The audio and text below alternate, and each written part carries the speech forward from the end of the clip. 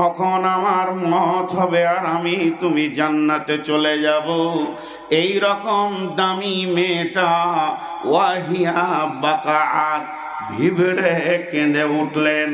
আল্লাহর নবী বললেন, মা ইউবকিকি আয়েশা, আয়েশা তোমাকে কে কাঁদালো, কে কষ্ট দিল? আম্মা জান আয়েশা উত্তরে বললেন, যাকারাতুন নারা ফাবাকাইতু ইয়া রাসূলুল্লাহ, আমি জাহান্নামের কথা চিন্তা করতে করতে কেঁদে ফেলেছি। বিশ্বনবীকে প্রশ্ন করে বসলেন, হাল তাযকুরুনা আহলিকুম ইয়াউমাল কিয়ামাতি ইয়া রাসূলুল্লাহ, এটা তো মদিনার মাটি, এটা তো পৃথিবী, দয়ার নবী গো, এখানে আমি একবার কাঁদবো একবার হাসবো। এখন আমি কাঁদছি, আবার হয়তো আমি চুপ হয়ে যাব, কিন্তু কঠিন কিয়ামতের দিনে যখন আমি কাঁদব, আজকে যেমন দরদ ব্যথা প্রেম নিয়ে জিজ্ঞেস করলেন, কিয়ামতের দিন কি এইভাবেই আপনি জিজ্ঞেস করবেন? বিশ্বনবী বলেন, আয়েশা সালাসাতা মাওয়াতিনা ফালা ইয়াযকুরুনা আহাদুন আহাদান, আয়েশা রে তিনটে এমন মৌকা আসবে কেউ কাউকে মনে রাখতে পারবে না। অর্থাৎ বিশ্বনবীও বলতে চাইলেন, আমিও কাউকে মনে রাখতে পারবো না। একটা হলো ডান হাতে বাঁ হাতে যখন সার্টিফিকেট দেওয়া হবে, 2 নম্বরে যখন ইন্দাল মিজান দাড়ি পাল্লাতে নেকি বদি ওজন করা হবে রে আয়েশা। আর 3 নম্বর জায়গা হলো ইদা ওয়াদিয়াত তরিকু ফি দাহরি জাহান্নাম, জাহান্নামের মুখের ওপরে যখন পুলসে রাতকে রাখা হবে, কেউ কাউকে মনে রাখতে পারবে না। হে আমার পেটের বেটির দল, আর না হয় আপনার পেটে আমি সন্তান, মায়ের দল, একটি বার আম্মা জান আয়েশার কথাটা দাড়ির এক পাল্লায় রেখে আমি আমার চরিত্রটা আর এক পাল্লায় চাপাই। জি, আল্লাহর ভয় মানুষকে সংশোধনীতে এনে দেয়। আপনাদের বীরপুর মাদ্রাসা আমি জীবনে প্রথম আসলাম, অনেক বড় মাদ্রাসা। তো ধরেন আমি এমনি মেহমান এসেছি, কোনো জালসা প্রোগ্রাম নেই, আমি আর হেড মৌলানা পাশাপাশি চেয়ারে বসে আছি। আপনাদেরকে একটা প্রশ্ন রাখবো, উত্তর দেবেন। এই মোবাইল তুমি খুলে নাও, তোমাকে রেকর্ড করতে হবে না। খুব খুঁজখুঁচে ভালোবাসি না আমি, সব মোবাইল খুলে দিব। তুমি কি ভেবেছো যে আমি বাচ্চা ছেলে আছি? তো আমি আর হেড মৌলানা পাশাপাশি বসে আছি, আর প্রশ্নটা রাখছি আপনাদেরকে, উত্তর দিবেন। আমি যেমন প্রশ্ন করব ওই রকম উত্তরটা সবাই দিবেন, চিল্লাতে হবে না, মিষ্টি সুরে বলবেন। হেড মৌলানা একটা ছেলেকে ডাকছে, নাম্বার 1, নাম্বার দিলাম, নাম্বার 1। ছেলেটাকে বলছে শফিকুল, তো হয়তো 50 হাত 100 হাত দূরে আছে, নির্ভীকভাবে বলছে, কি বলছেন, কি দরকার, এত ঘন ঘন ডাকেন কেন, কিছু দরকার আছে? মেহমানের সামনে একবার শফিকুল বলেছ, 18টা বলে দিল। গোটা মাদ্রাসা জানেও কাউকে ভয় করে না, সেক্রেটারি কমিটির শিক্ষক। এটা নাম্বার 1 সন্তান। নাম্বার 2, ওই হেডমলাই ডাকছেন আরেকটা ছেলেকে, মিজানুর, যেই ওর নামটা নিয়েছে ধরাস করে কলজাটা শুকিয়ে গেল। হেড মৌলানা কি বলছে, কিছু হলো নাকি? কিছু বলে, জি মৌলানা। মাথাটা নামো করে অপরাধীর মতো পাশে এসে দাঁড়িয়ে, জি মেহমান এসছে, 2 লোটা পানি নিয়েছো তো, মাগরিবের টাইম হয়ে গেল, উজু করব, এতটুকু বাস। এতেই ছেলেটা ভয়ে কাঁপতে লাগলো। এখন আপনাদের কাছে আমার প্রশ্ন, নাম্বার 1 ছেলেটা মানুষ হবে, নাম্বার 2 ছেলেটা মানুষ হবে, কোনটা হবে? এইটা যেমন আপনি মুখ থেকে বের করলেন, 5 জন মাত্র, সবাই বলেন 1 নম্বরটা মানুষ হবে না 2 নম্বরটা? তাহলে ভয় থাকলে তার সংশোধন আছে, যার ভয় নাই তার সংশোধন নাই। তাহলে আমাদেরকে পৃথিবীতে ভীতু হতে হবে, তবেই সংশোধন আছে, মানুষ হতে পারবে। কবরে একটা জায়গা, কিয়ামতে একটা জায়গা পাওয়া যাবে। চলেন ভাইরা আমার, এরপরে এমন একটা মানুষের কথা বলছি, নবীজি কি বলেছেন ওই মানুষটার ব্যাপারে?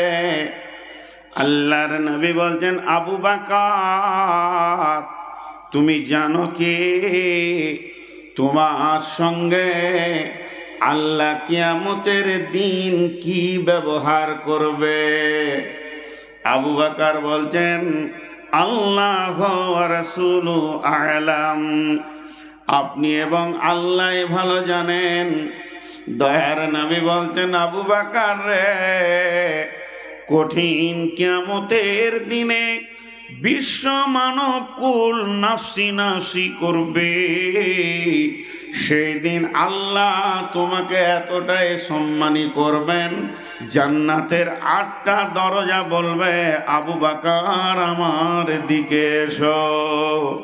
তোমাকে আল্লাহ এতটাই সম্মানী করেছেন। শুধু এই পর্যন্ত নয়, তিনি হচ্ছেন উম্মত নাম্বার 1। সারা বিশ্বের উম্মতের সমস্ত নেকিকে যদি একটা পাল্লায় রাখা যায়, আবু বকর যে 3 দিন 3 রাত গারে শহরে কাটিয়েছেন, একদিনের নেকি ভারসাম্য সইবে না।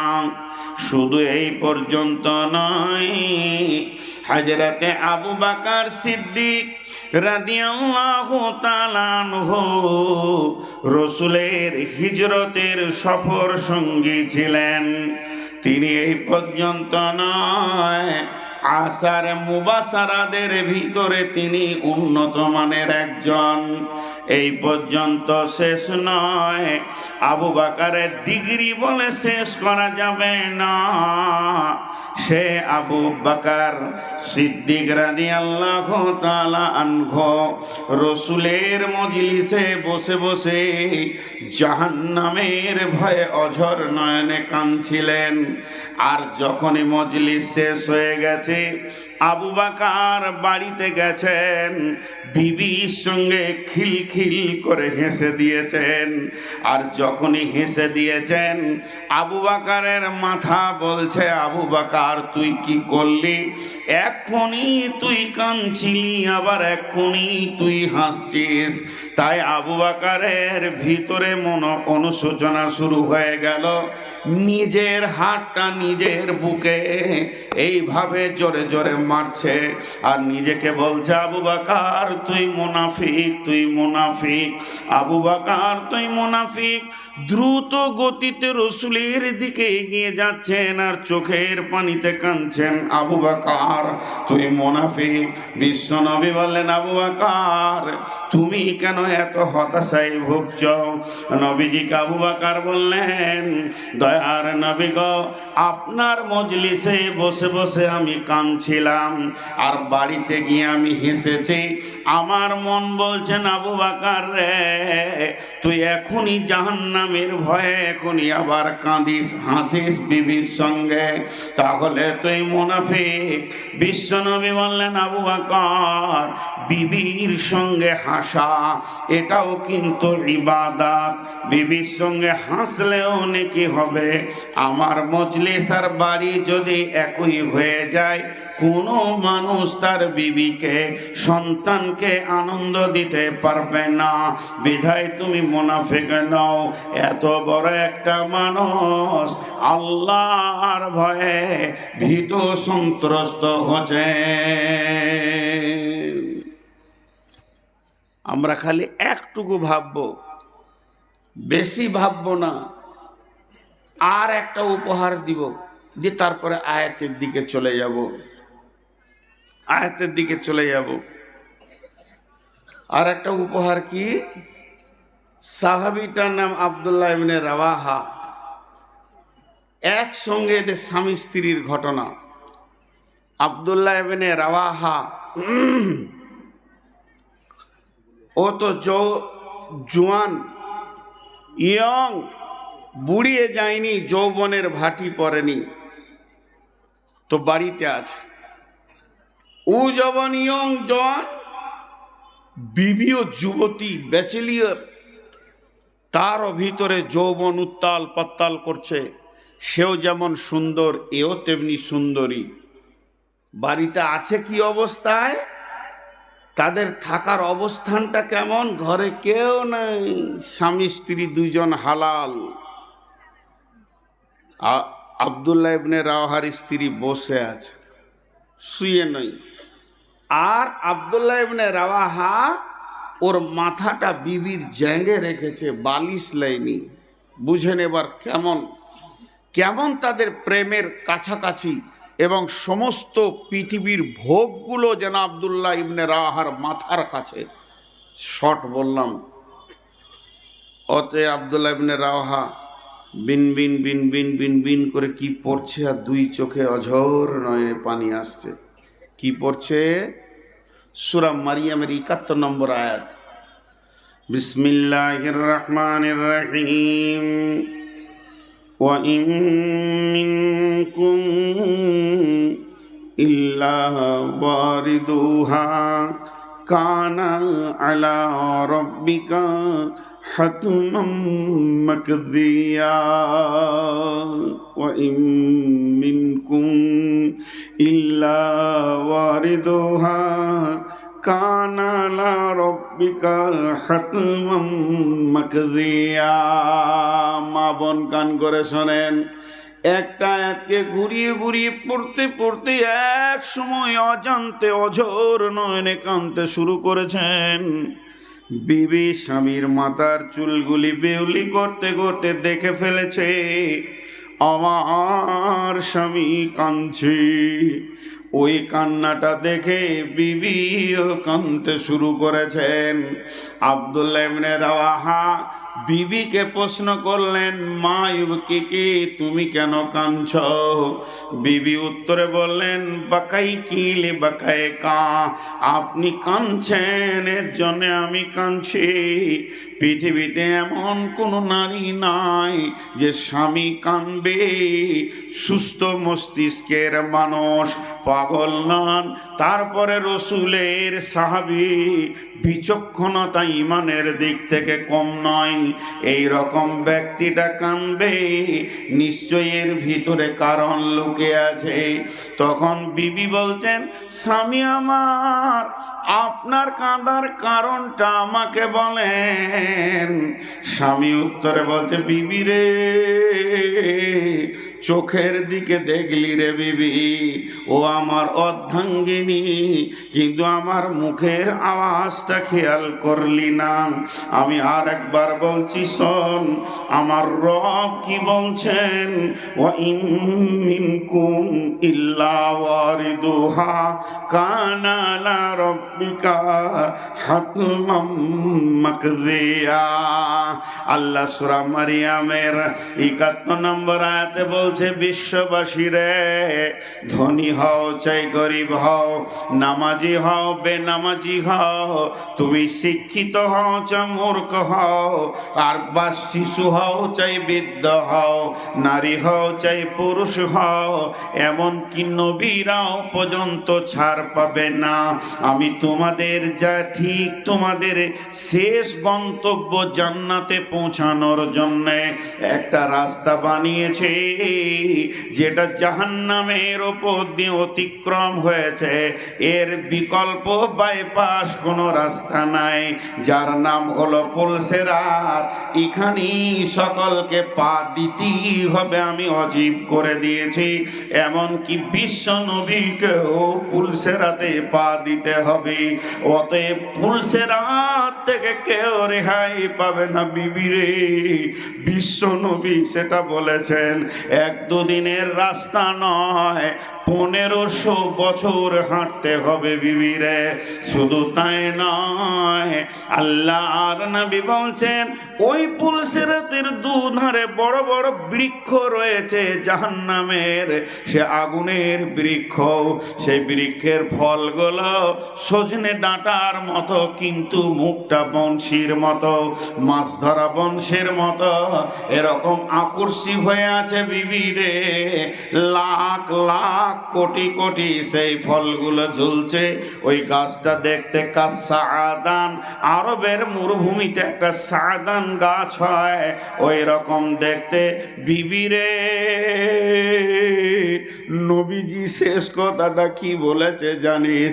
বিবিরে, নবীজি বলেছেন একটা ফল যদি একবার চামড়াতে বিঁধে যায়, আটকে যায়, তাহলে তোকে আমাকে জেনে নিতে হবে আর জান্নাত যাওয়া গেল না, আমি আটকে গেলাম। বিবিরে, আমি সেই জাহান্নামের ভয়ে কাঁদছি।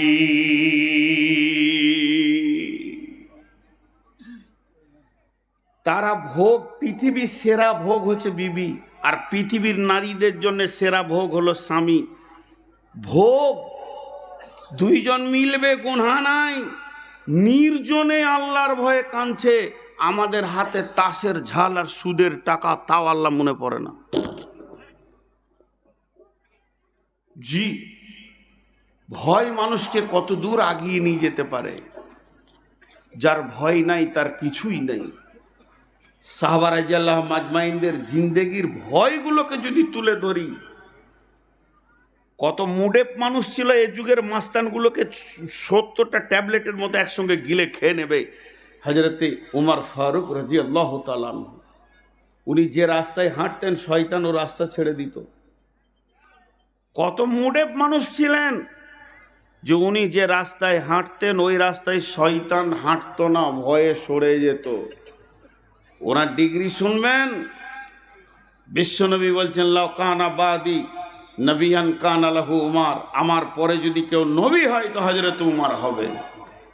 ওনার দূরদর্শিতা এত ছিল যে বিশ্বনবী দূরদর্শিতার পরামর্শ নেওয়ার জন্য উমরকে ডাকতেন, গভীর তত্ত্ববহুল আলোচনার জন্য আবু বকরকে ডাকতেন, মালের প্রয়োজন হলে ওসমানকে ডাকতেন, শক্তির প্রয়োজন হলে আলীকে ডাকতেন। এক একজনকে আল্লাহ এক এক রকম করে পাঠিয়েছেন। সেই উমর গভীর রাত্রিতে উঠে বিড়ালের মতো, চোরের মতো আস্তে আস্তে করে মদিনায় হাঁটছে। ঘুম হয়নি বিছানায়, ঘুম হয়নি। কোথায় যাচ্ছেন?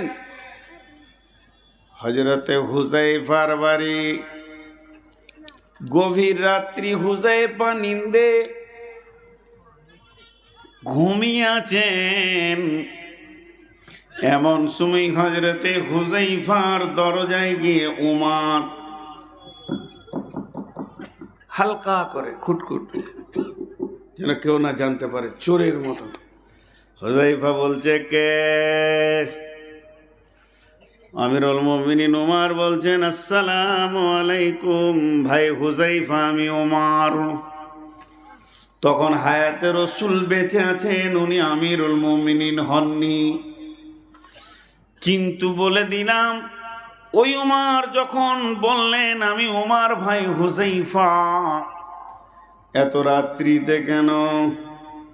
দরজাটা যখনই হুযায়ফা খুলে দিয়ে বলছে আসসালামু আলাইকুম ভাই উমর, উমর তখন ভিবরে কেঁদে উঠলেন, মুখে চাপ দিয়ে ধরছে যে কেউ যেন আমার কান্নাটা রাত্রিতে শুনতে না পায়।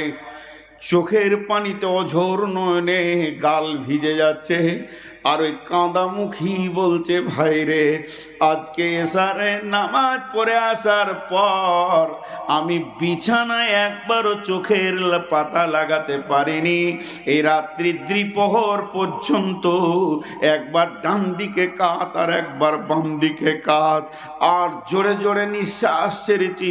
উফ উফ, কি ঘটনা ঘটে গেল? বলে কেন?